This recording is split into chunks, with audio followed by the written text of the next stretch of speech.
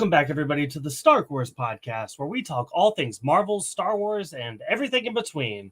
Please take a moment to check our show notes to find our social media, merch, and more. Today, we're recapping Andor Episode 13.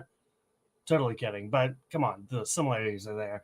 We're talking The Mandalorian, The Convert, in full spoiler detail, so if you haven't seen the episode, I would get out of here.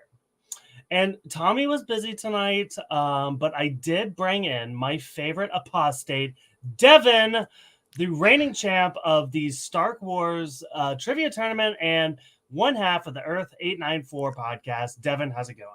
Hey, man. Appreciate it. And I'll be honest, I had a quick, sudden heart drop when you said Andor for a moment because I was like, wait a minute.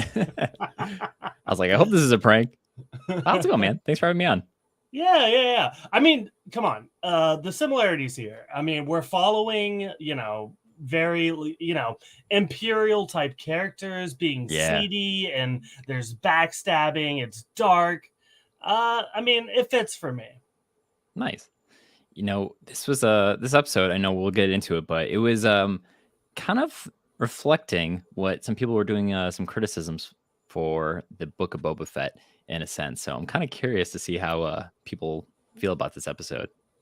Okay, now that's interesting. To be honest, I haven't really gauged a lot of the, general thoughts on the episode aside from myself. So I'm kind of coming in here blind. I did have a good friend of the show, Robbie Freeman, had messaged me just moments before coming on saying this was an incredible episode. And that was like the one feedback I got. So Devin, I want to get your gauge. Maybe not just this episode, but the start of the season as a whole. What did you think? Yeah, so of course, I've been like many people after that insanely good finale for the season 2, just with Luke returning and everything. I have definitely been anticipating this show, and it's feel like it's been so long. I mean, it feels like it's been like 5 years since we've seen the Mando and everything. So I was really stoked, man. And I got to I was in San Diego for work for a conference, and that's when the first episode dropped. So it was really cool. In my hotel room, I started the day just watching the first episode when I was only a block away from San Diego Comic-Con, where it's held at San Diego Convention Center.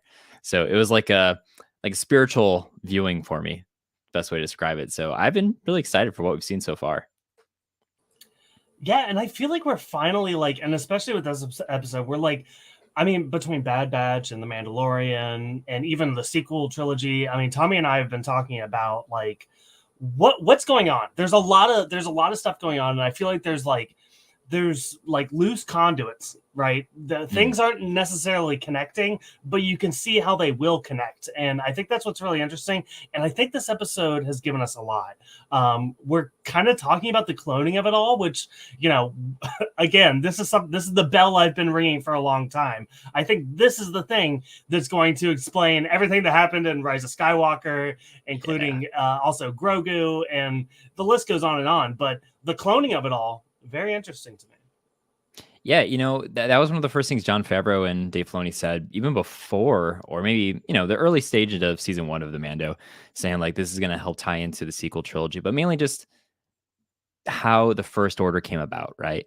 And so I think this is the first time we've actually gotten something that felt more concrete and more of kind of like that fibrous connective tissue between the two different eras, finally bridging that gap as we get closer. But this episode, man, I love that it was long, at least longer. And I feel like this is a thing where you could have completely just chopped it into 2 separate episodes. But I think I kind of like it better as one big binge watch, I guess. Because I think, how people are always like, why the episode's not as long? Give me 45 to an hour instead of 25 or 30, right? And 30 minutes of credits. If you were to just split the first portion and the last 5 minutes of this show or this episode, you basically get one story, and then you can completely separate the other story too. So it was kind of unique that they put it in that way. As a creative decision, I thought that was interesting. But at the end, I was like, okay, I like where this ended. We got a lot. It was like an info dump. Yeah, and actually, I feel like of all the Disney Plus TV shows, Mando does this the best, right? I feel like it's a constant conversation on this podcast where we turn on the episode and it's 35 minutes and we're like, it's like, give us more. But I feel like Mando is so good at just packing a lot of stuff into a short amount of time. I wanted to draw one other comparison. Devin, I gotta ask first, so I don't spoil you. Have you?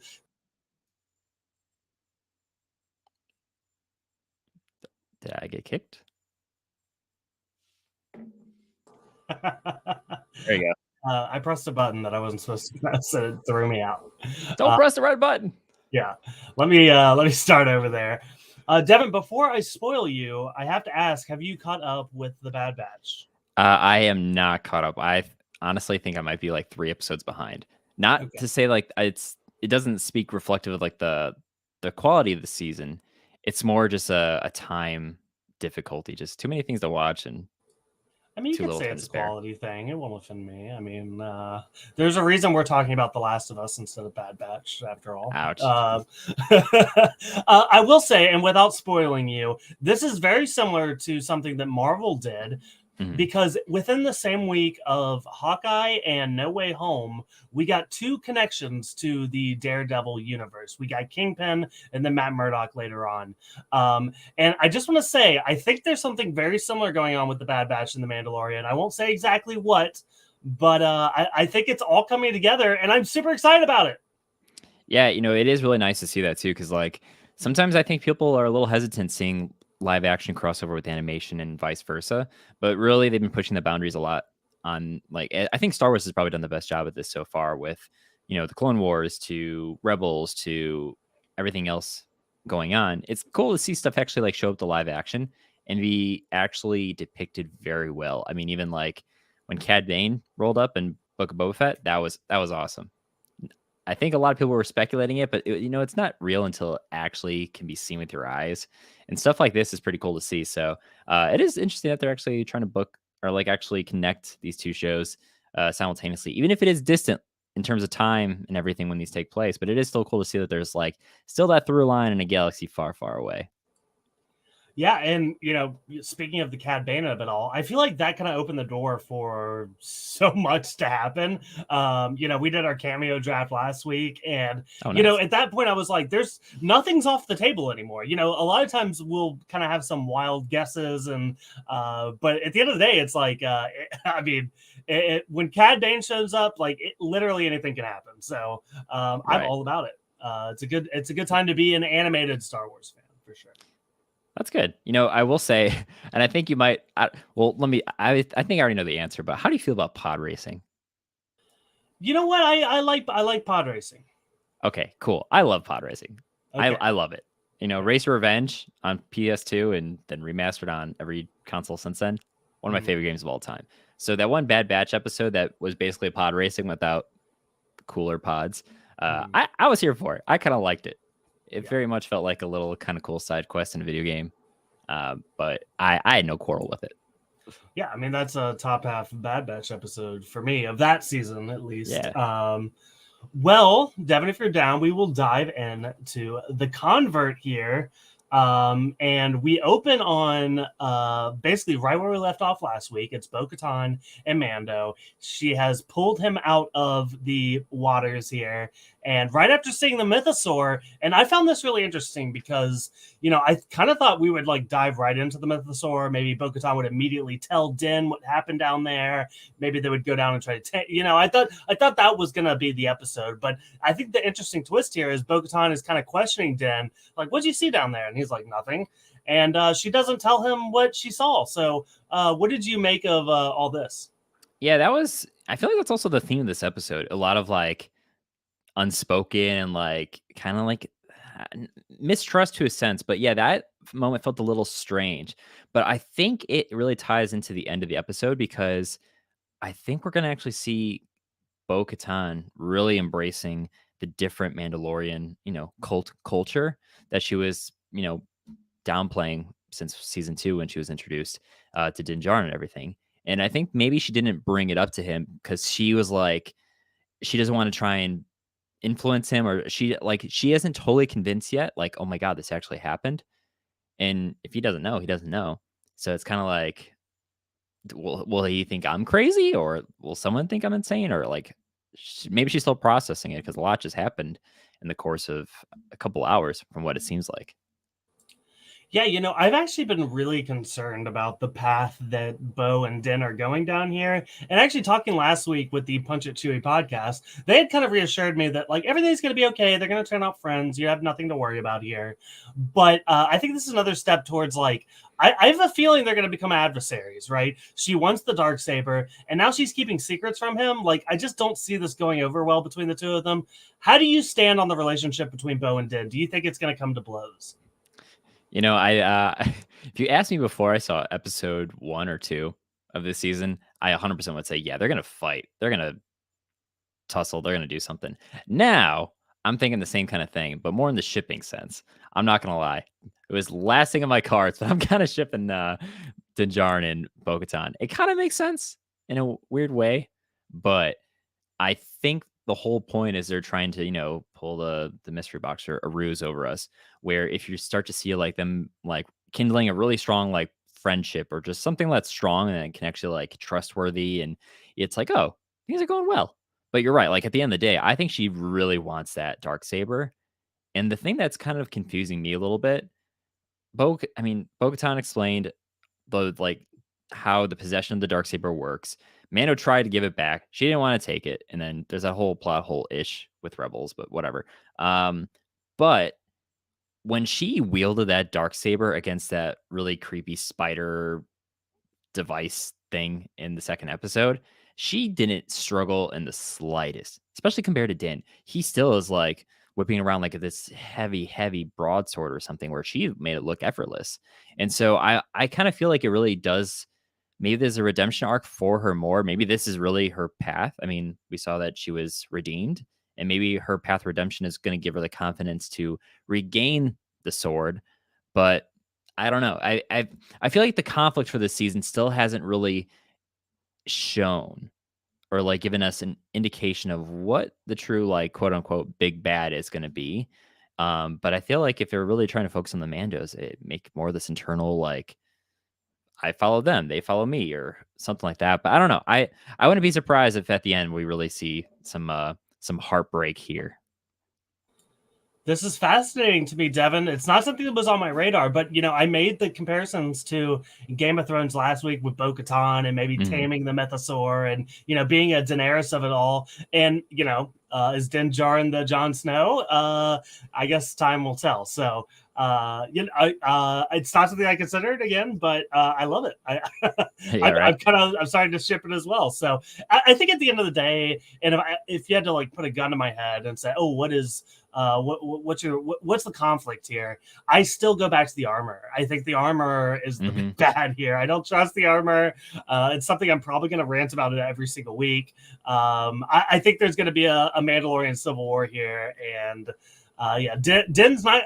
I just can't see him, being her lapdog for much longer.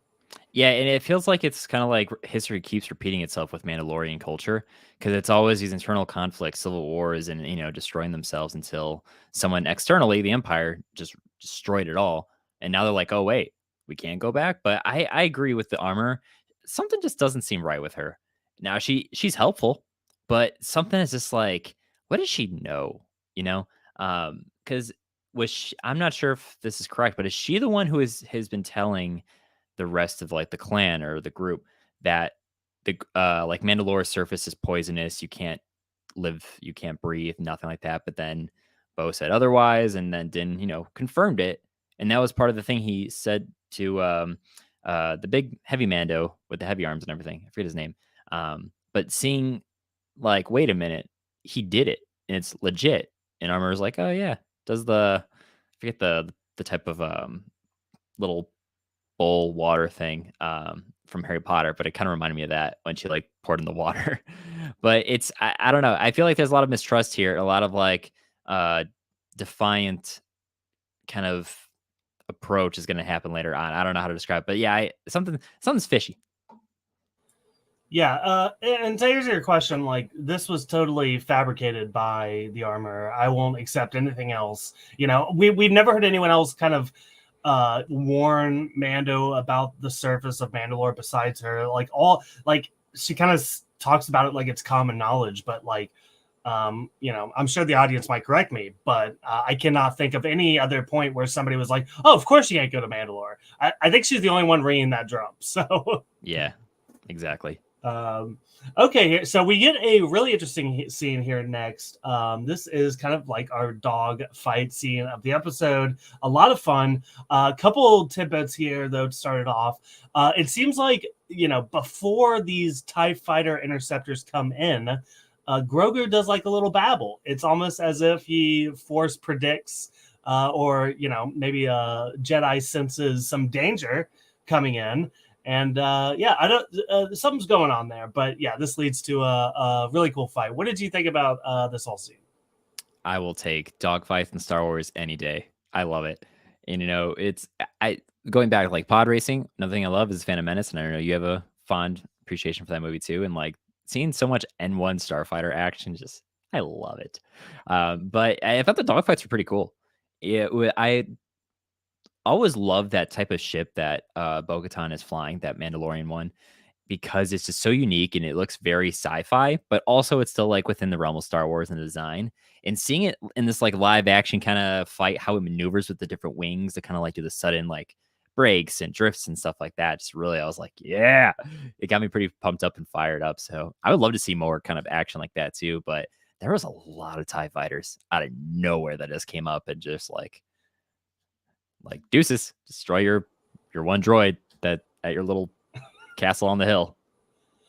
Yeah, very Top Gun here, like kind of like you said with the wings, where she kind of throws up one wing and does like Yep. a drift turn. I was all about it, and also Mando like jumping out of the ship, and like landing with his jetpack to get into the M1 Starfighter. Incredible moment. Yeah, I was looking too. I'm sure it's there, but I was looking the whole time. I could not see his jetpack. And so I was waiting for him just to kind of just hit the platform and roll or something until he did that little like boost to kind of break his fall. But I couldn't really see it under his cape, or maybe just the camera angles. Who knows? But it's Star Wars. It doesn't matter. Yeah, it might have even been a creative choice where they were like, let's make people think he's in more danger, and then boom, here There you comes go. the oh, remember this? I don't know. But poor Bo-Katan. Bo-Katan loses another home here. If it's not Mandalore, it's not her secondary moon castle or whatever this is.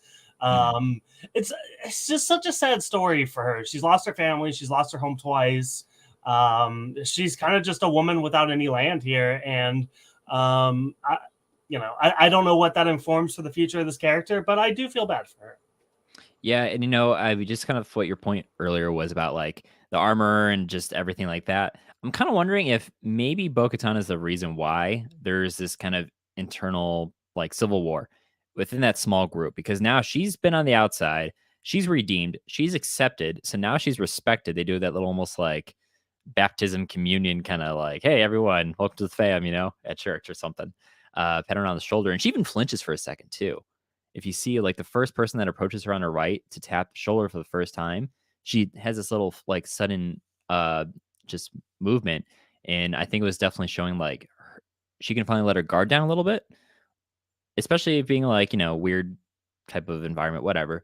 But I wonder if this is going to be her path of like, okay, I know what's out there. I've been in the waters. I've done this.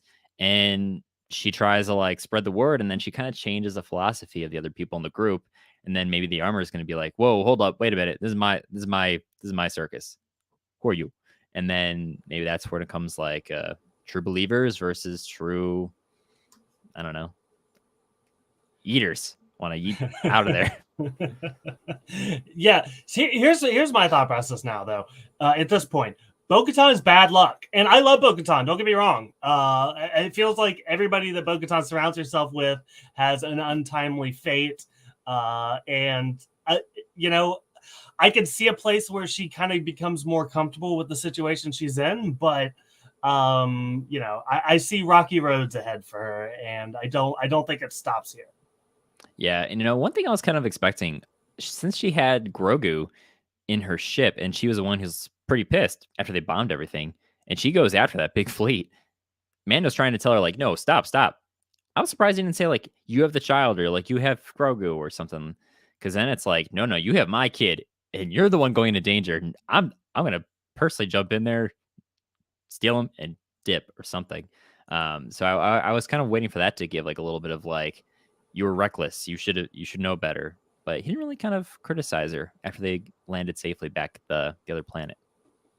Yeah, you don't think he was worried about R5 and the I just did you read the Star Wars A New Hope from a Certain Point of View book? I did not, but I would love to one day.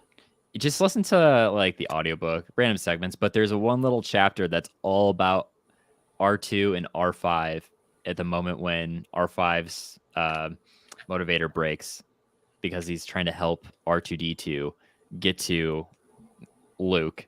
And it's literally like R5 is the reason why the rebellion was able to succeed. It's pretty funny, but it's just like this one droid, man, from like 20 seconds of screen time is now on these episodes. He's getting more figures. He's getting more screen time. It's like, to your point, I know you'll like this. When's Jar Jar? When is he coming back? It's a matter of time, baby. I mean, if we're doing R5 at this point, right? Yeah. Where's Kitster? Yeah. What's his name? Dexter. Or dude from the Attack of the Clones. A lot of lingering threads out there, and it's Star Wars. If we keep it this rate, they're all coming back. So I want to dive in here to kind of the bulk of the episode, where we catch up with Dr. Pershing, who is giving a speech on Coruscant. And he's talking about a lot of different things. He's talking about the amnesty program. He tells this sob story about his mother and how cloning could have saved her. And he's kind of embraced here. A lot of the people in this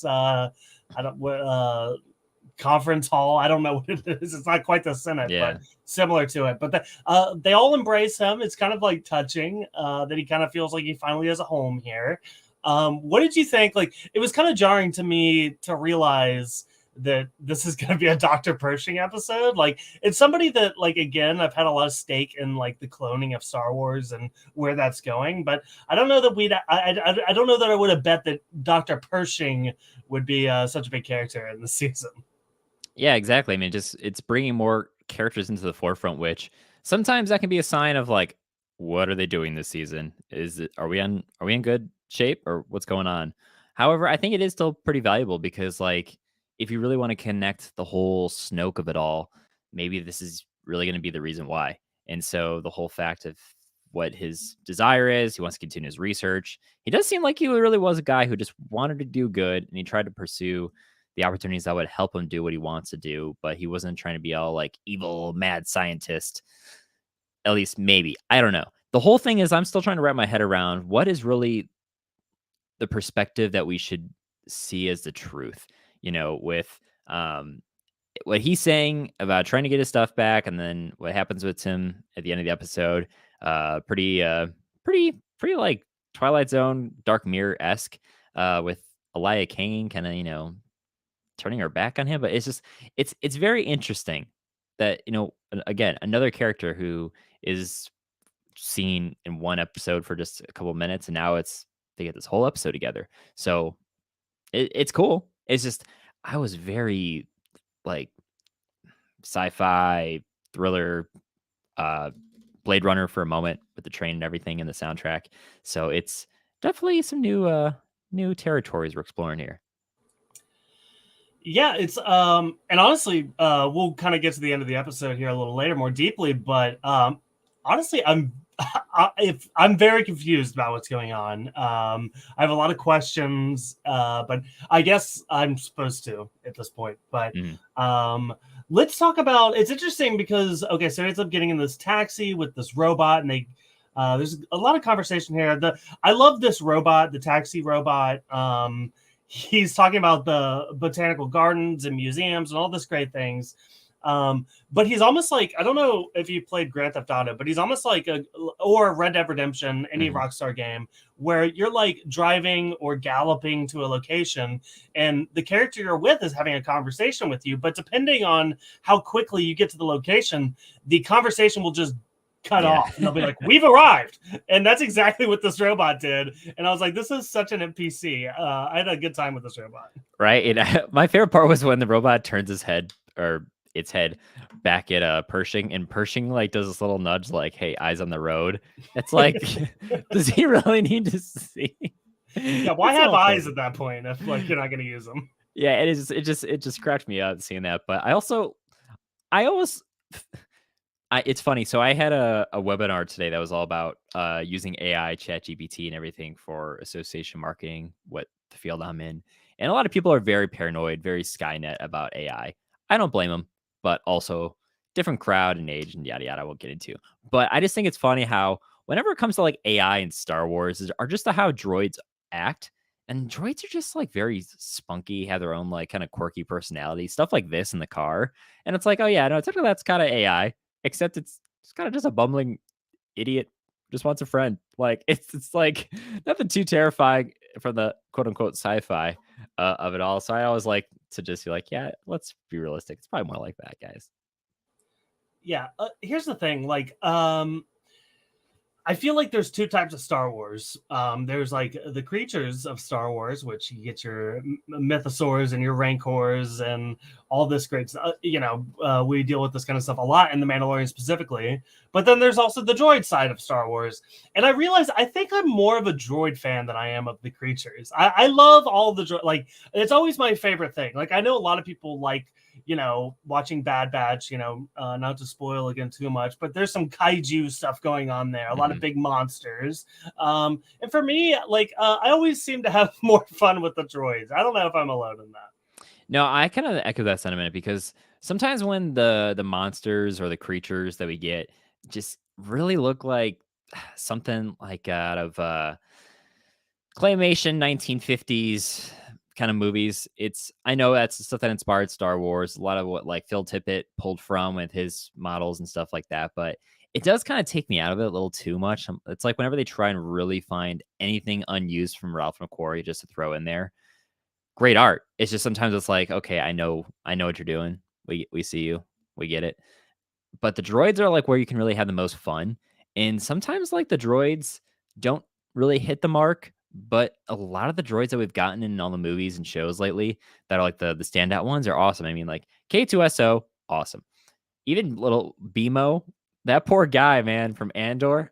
I just hope that guy gets, like the the golden heaven for droids, because that guy he's just so emo and sad.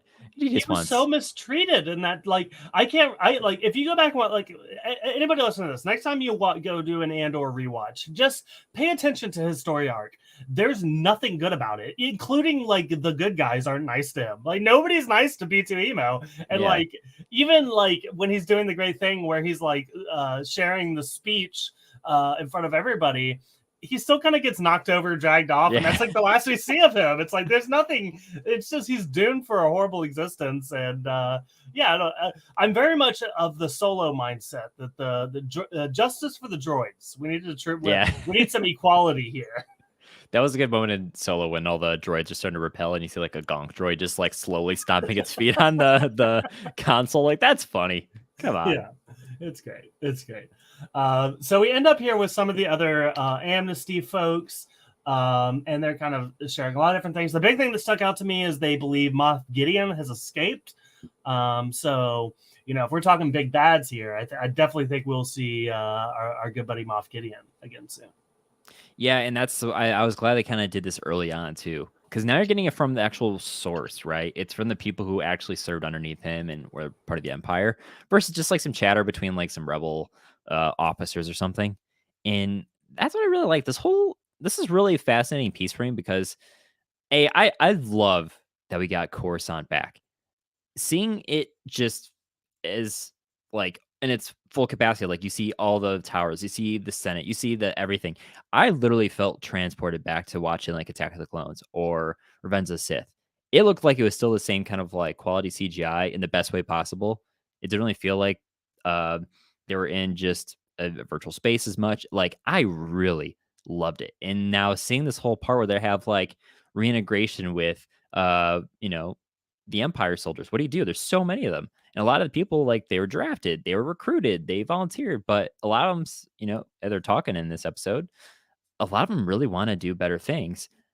But I definitely see the point where it's possible that a lot of them really are brainwashed, which is very, very morally gray for the New Republic. Because these guys that Pershing is introduced to, they all seem like, oh, no, not like that. No, this, no, the good stuff, like that and that. They kind of seem a little too happy and upbeat. I mean, maybe they are really relieved, but I don't know. Maybe they've gotten a little too many zaps to the brain and now they're just kind of a little fluttery in that sense.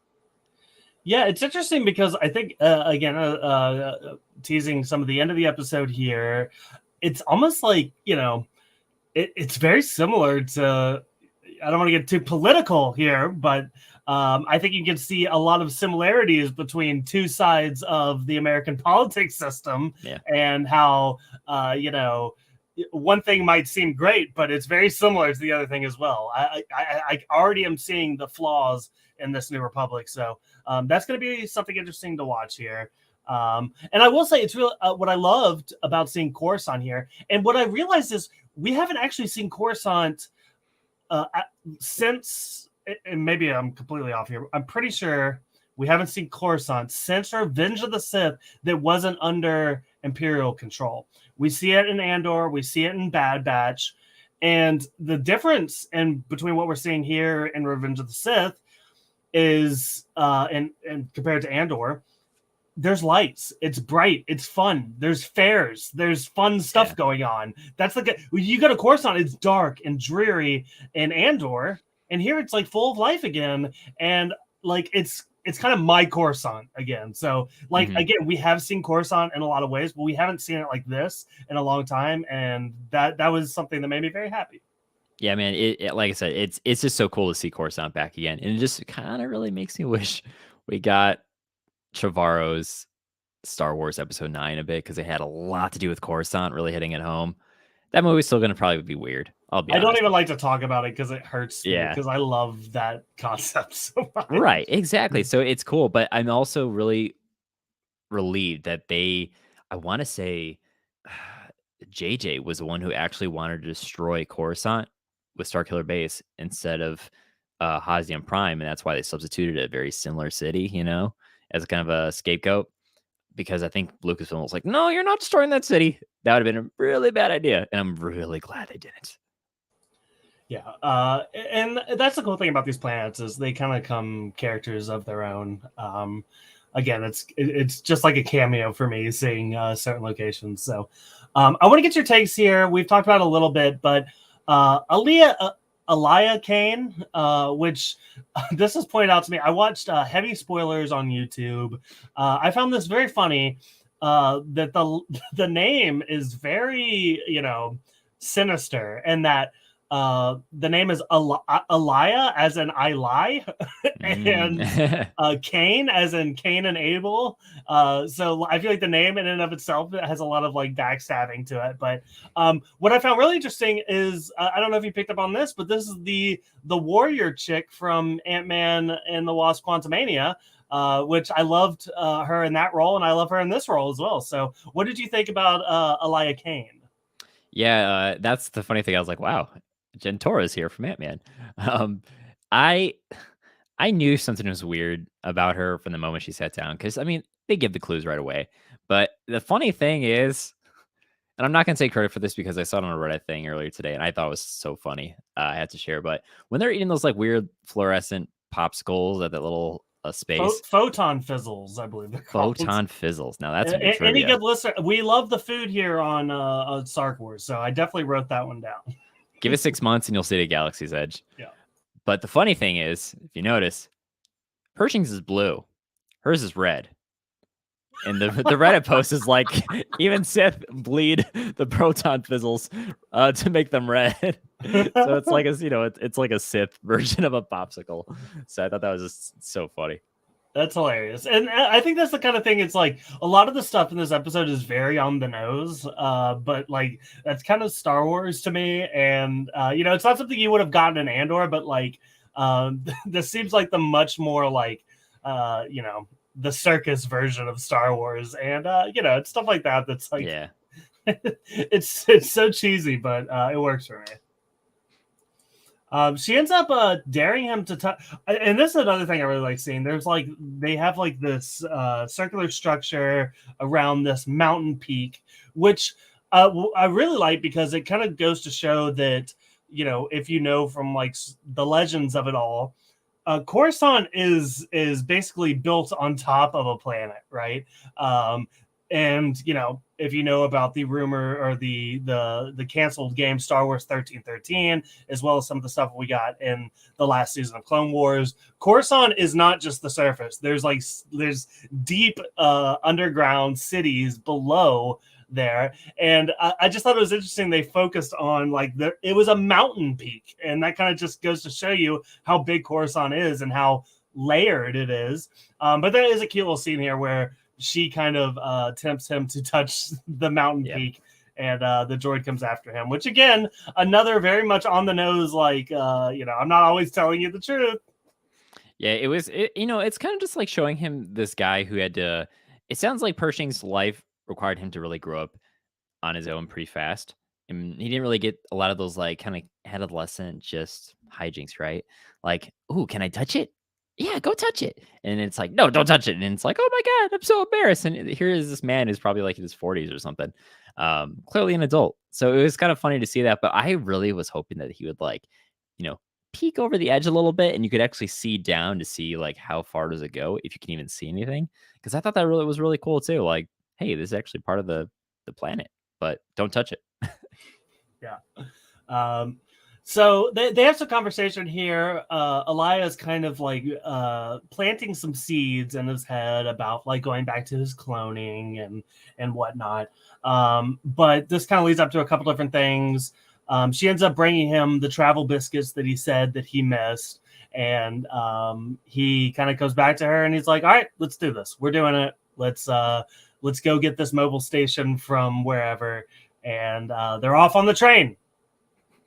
Clickety clack on the track. Yes.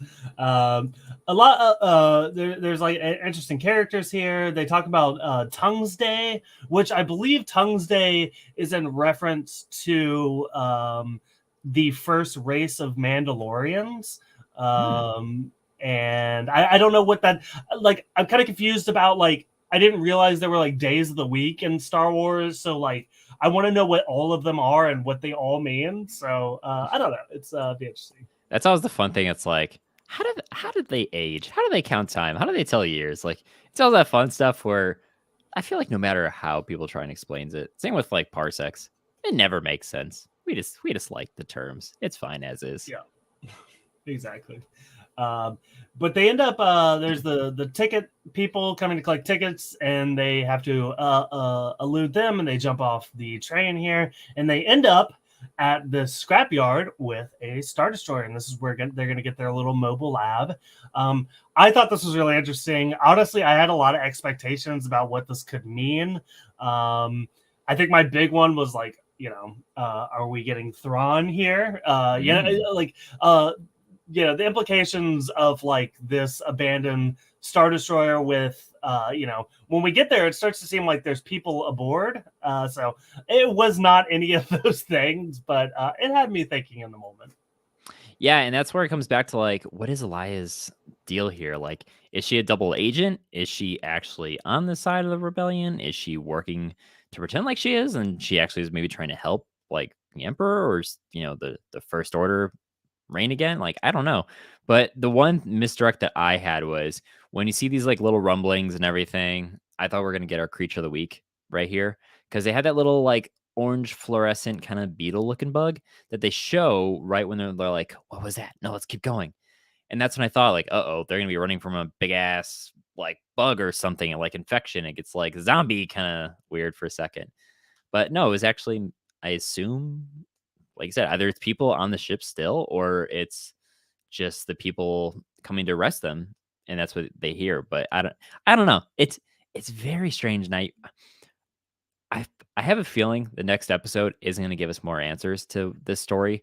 We're not going to get it until like a few more episodes down the road, which they've kind of done in the past. And it's kind of like a storytelling trope, I guess, because they want you to like really sink your teeth into like, hang on because you're like, I want to know, I want to know, and it got me. I really want to know what her deal is, and like I'm trying to think of the comparison of someone who lured someone who is naive, like befriended them, lured them to do something, and completely did a 180, backstabbed them, and then just kind of screwed the other person over. Because it happened very well in something else, but I can't remember what it was. But I've a lot of like double crossing here, which is pretty cool. I mean, we know Star Wars rhymes, so there's got to be something out there that hints to this. But you're right. We'll even talk. I'll go to this scene where she ends up hooking up to the mind flare, which is not the thing from Stranger Things. It seems to be some sort of torture device. Or it's supposed to reacclimate him in some way. But they're like, listen, we keep it on a low voltage. There's nothing to worry about. And then she ends up, like, when everyone walks away, she ends up turning up the voltage on him and basically torturing him. And I'm like, what? Yeah, again, I'm like at a complete loss. Are they trying to like wipe his mind from like the things that he knows? Is she just vindictive and is she trying to kill it? Like, I have so many questions about Alaya and her motivations here that I don't even know where to begin. So Yeah, I feel you. It's strange, but I think to kind of poke holes in my own theory, I guess, if she was actually part of this group and like he did actually relapse or something, I feel like more people would have been present and handled that kind of readjustment with whatever the flare was doing, and not her being very conspicuous and wait till everyone leaves. And then she's like, oh, let's turn it to 11 and just crank that up and just wipe them up. I think it'd be different. So that's why I think more of this, like, she's probably trying to cover her tracks because she explained first to everyone else. No one believed her. She didn't say a word, and no one addressed her either when the spotlight is on them with that ship or patrol, whatever.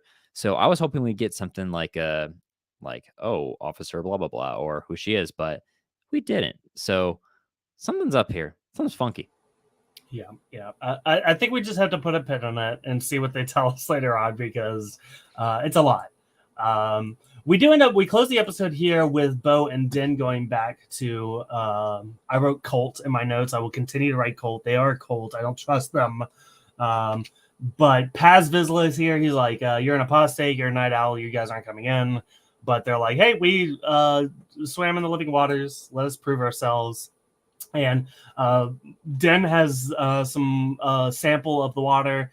They go in, they test it. It is the living waters, and they are welcomed back in. Congrats, guys. That was easy. Yeah, again, don't trust these guys still. Don't like it.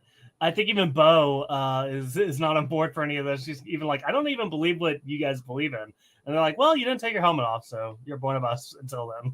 Yeah, it's like, oh, okay, cool. I kind of wonder, like, the living water.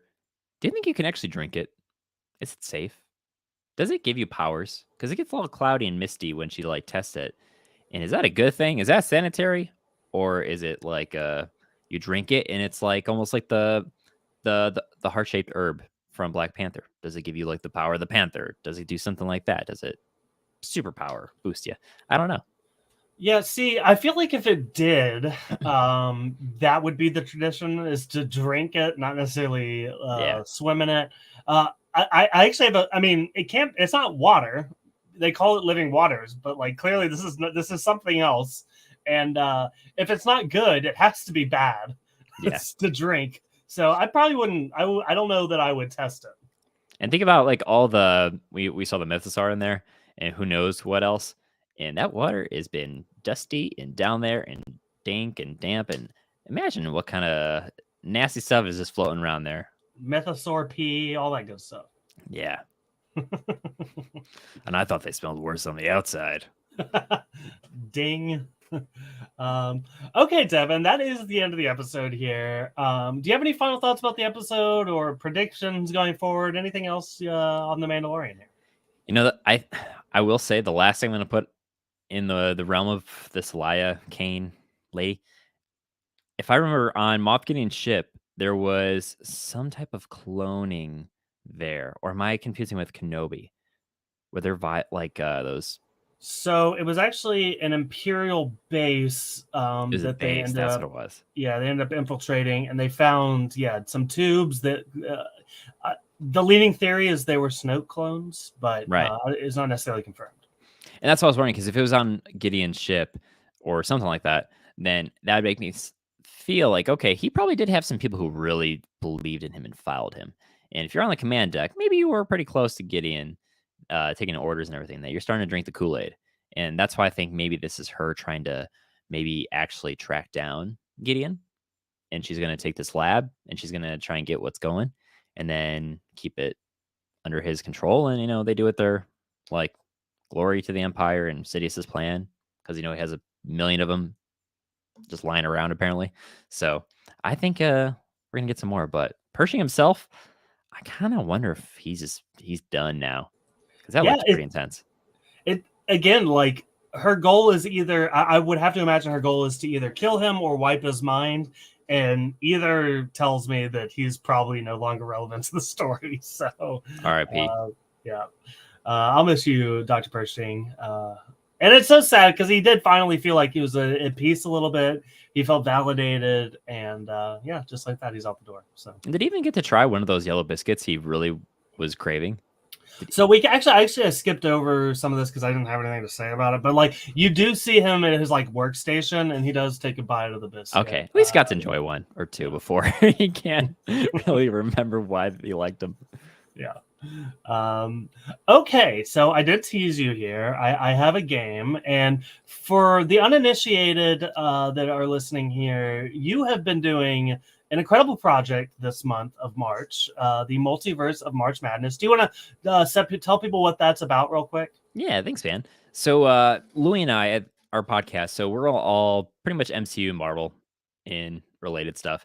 And so we had this idea last year that we threw together the Multiverse of March Madness tournament, where basically 64 bracket tournament. We took 32 heroes, 32 villains, paired them all together in these really cool seedings that Louis is a mastermind behind. I don't understand how he does it, but we did that, and we just had a bunch of people vote with all our matchups for like 2 weeks that month, and we eventually got one winner for the villains and the heroes, and then we had them vote against each other, and basically Doctor Strange won it all, which is crazy because it was right before Multiverse of Madness. So now we're doing it for the second time, and we're a little bit more prepared this time around.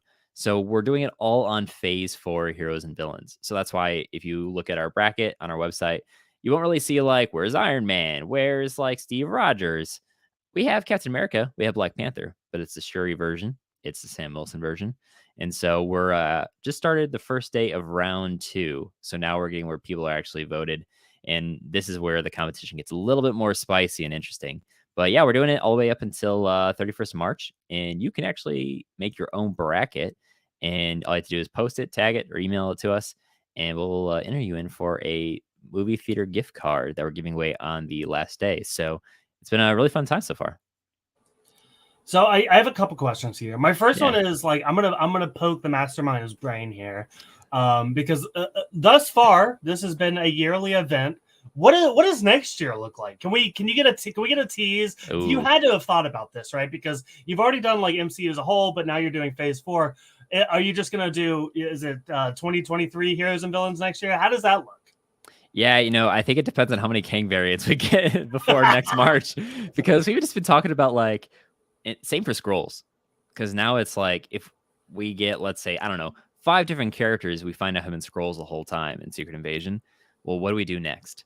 And so we're gonna hopefully get a lot of more like variations and everything now that we're in phase 5. I think the 3 movies we're getting this year, I think will hopefully flush that out. But the thing we definitely want to do for next year is find more of a way to do an actual point system. This year we were trying to test out how can we make brackets, how can we make it so people can participate. But we really want to really get into like that true like fantasy draft competition and stuff like that.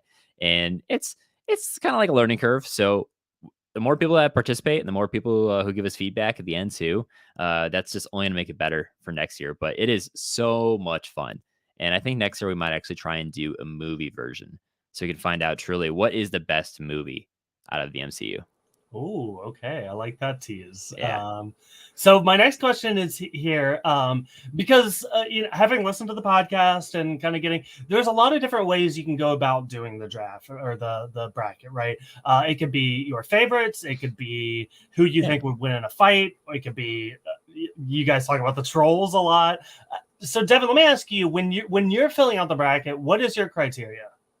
Yeah, my criteria is a little bit twofold. I think about how much do I like this character, and then how much like I perceive how would the fight actually go in my head. For example, when we get Scarlet Witch versus who's she up against today? But she's like against like Ravonna, Renslayer, and Miss Minutes. Either way, it's a weird pairing, but Scarlet Witch is gonna demolish, and so it's an easy vote for me. But then you get really cool stuff like when we had Hawkeye versus Yelena.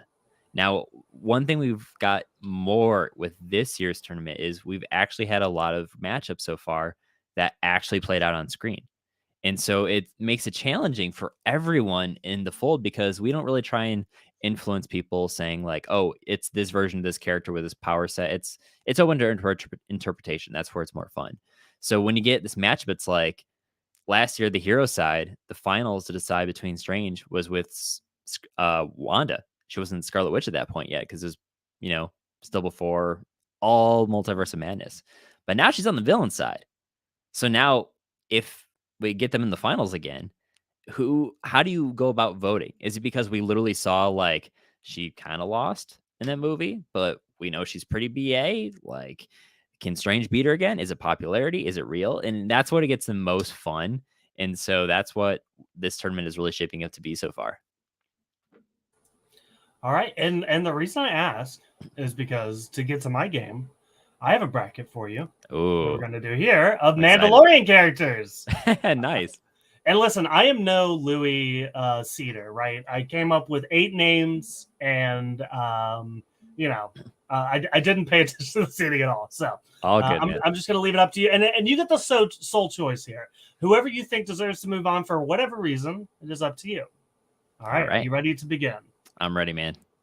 Our first matchup here is Ahsoka versus Bo-Katan. Ooh. Oh, man. See, this is the stuff I love.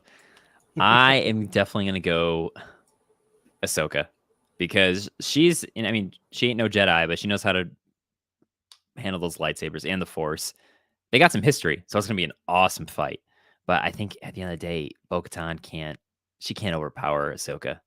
Hands down, Ahsoka wins. Yeah. I think that might be the most obvious giveaway. Well, actually, there's one other that I think is pretty obvious. But I'm with you, Ahsoka, all the way. Nice. So Ahsoka will move on to the Final Four. Our next matchup is Grogu versus IG-11. Oh, man. Oh, I think this one's a little tough. Yeah, because like Grogu, he's got the Force. He knows a little bit more now with what he trained with Luke. But when we saw IG as that creepy, just half version of himself, Grogu was pretty scared. And Din was missing every shot in the book for once. I think. Don't worry, people will only judge you very hard for this choice. Oh, man.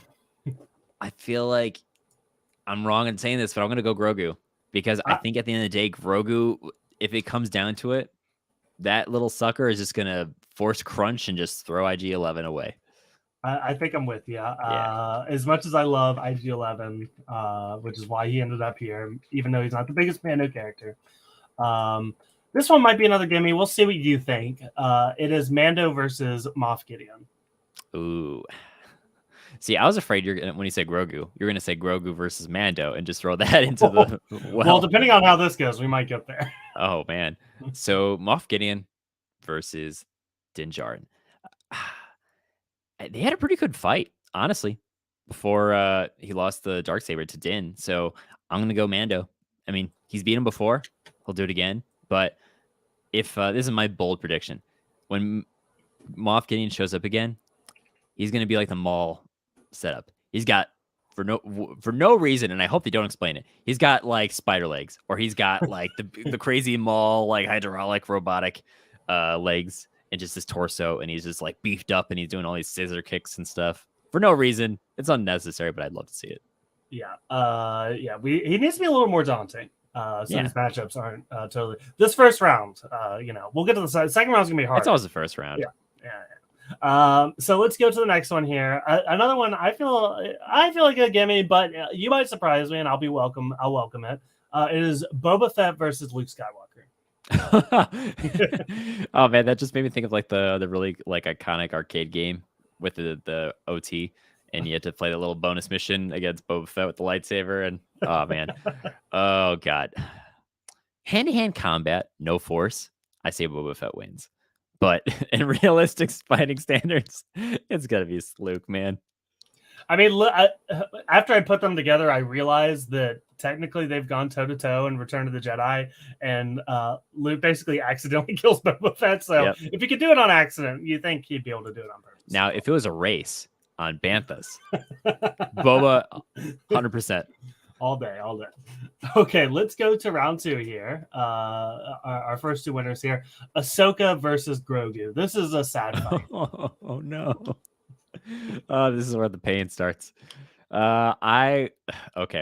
So Grogu's got a little dark side in him. We've seen it.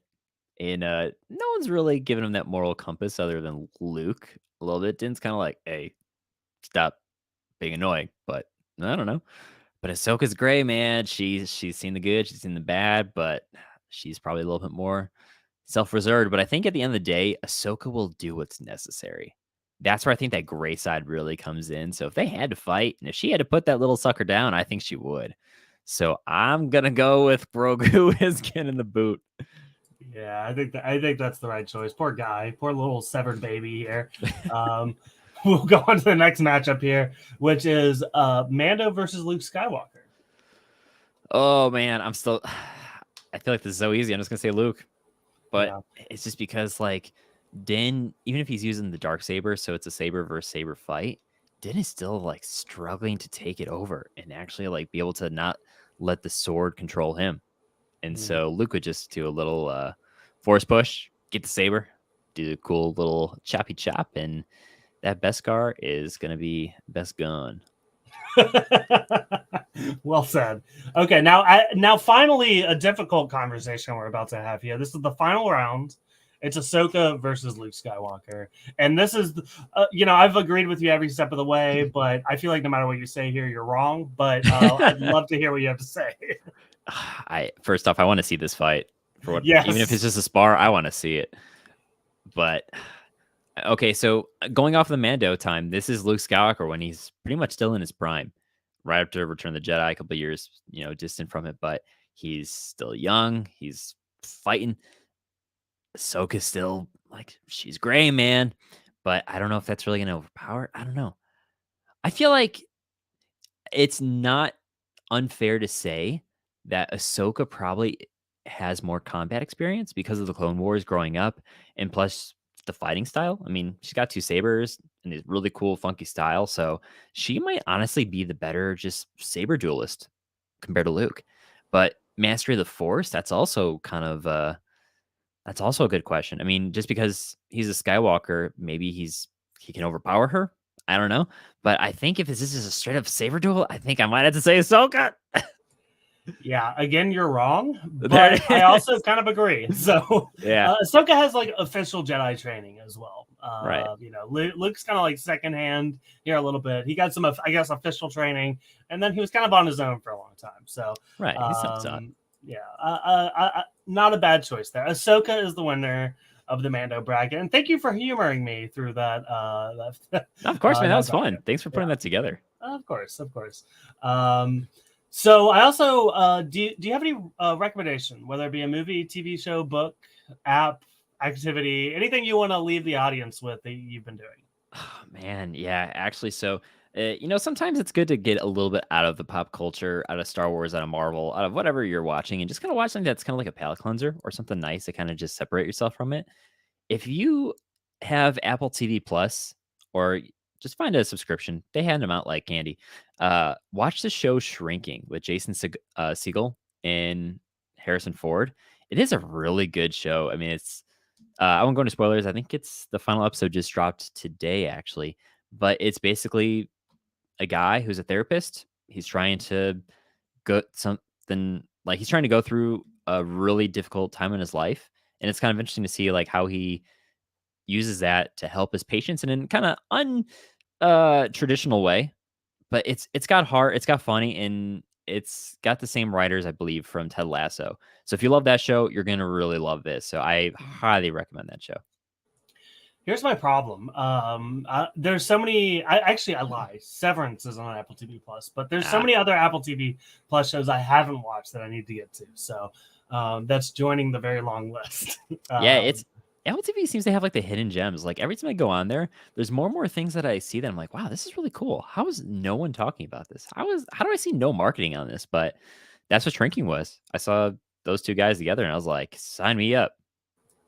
yeah, it's rare to see like Harrison Ford in anything really that's not like a reboot of something else that he's done. Dude, So and honestly, he steals the show. And the scenes that okay, he's in, it's because he's Jason Segel's boss.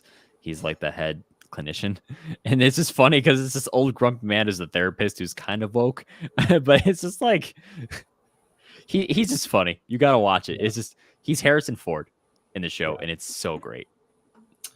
All right. Well, I will recommend something here. And as we know, and like has been a theme on this podcast for the past couple of weeks, we've talked a lot about reality TV. And I've started a new one, and I actually only watched one episode, but I've heard great things, and it was pretty good to start. Check out Outlast on Netflix, which is kind of a combination between Alone and Survivor. Basically, a bunch of people are dropped off in the Alaskan wilderness, and they have to survive in teams. And again, things haven't heated up too much from where I'm at, but I have heard it gets heated, and there's some. What I've heard is it has some of the greatest reality TV villains of all time. So if that sounds like something you're interested in, check that out. I will be doing it as well. So That's cool. Can I throw one more recommendation out there? please. If you guys have not seen RRR, it's on Netflix. It's 3 hours. That movie, absolutely incredible. My number one movie of last year by far. It's so good. So good. And It's got literally everything you could want in it. I know Like, friendship, love, yeah. action, drama, like everything, and it's Dance so good. scenes. Yeah, it's everything. Yeah, and I will say I fully will go on record saying that I think it's done a better job at being a comic book movie than some of the last several Marvel movies we've gotten. It did a better job at embracing the comic kind of flair when it comes to action and the absurdity, but they did it in a good way that didn't just feel like straight Bollywood or just like, what the heck are they even doing? But it was just like, wow. I almost forgot it's kind of unrealistic that they can do this fighting sequence that they're doing. But I was captivated, and it is so damn good. So do yourself a favor, rainy day next time, watch it. Yeah, and I think that's what I've been telling people whenever I talk about this movie. It's like nothing in this movie is impossible. But Yeah. if it were to happen, it would be like the greatest thing to ever happen in history. So if that sounds So good. appealing to you, Exactly. yeah, like I won't spoil too much, but the bridge scene, like Yeah. technically that could happen, Yep. but it probably never would. So Not at all. yeah. Good recommendation there. And again, Devin, I want to give you the chance to again tell people where they can find you online and the podcast and whatever Yeah. else you want to plug. Yeah, awesome. Thanks so much again for having me on, man. It's always a blast being able to talk about the wars. Love it. So if you guys Well, want hold to on. check out, Sorry. Let me interrupt. I yeah. just realized I've only had you on for Star Wars. Oh, true. And you're like the Marvel guys, so we'll have to fix that in the future. I'll make sure the next one is something Marvel related. Anytime, man. And likewise. But basically, if you guys want to listen to some Marvel content, check us out, Earth 894 Marvel Pod. Earth 894 Pod on pretty much every social media handle out there. If you guys want to check out our website, earth894podcast.com/MOMM, mom with 2 M's at the end. That's where you can get everything. It's our central hub this year for the tournament, and you can download your bracket. You can see the live stats and scores on all of our current results and matchups, as well as do little votes that we have there, frequently updated with stuff. So if you don't have like an Instagram or if you don't have a TikTok where we do this stuff for the polls, you can actually go in. We have a little Google form. It's mobile friendly. You can vote there. If you want to sign in, just do it. Done. Great time. But yeah, go ahead and check us out.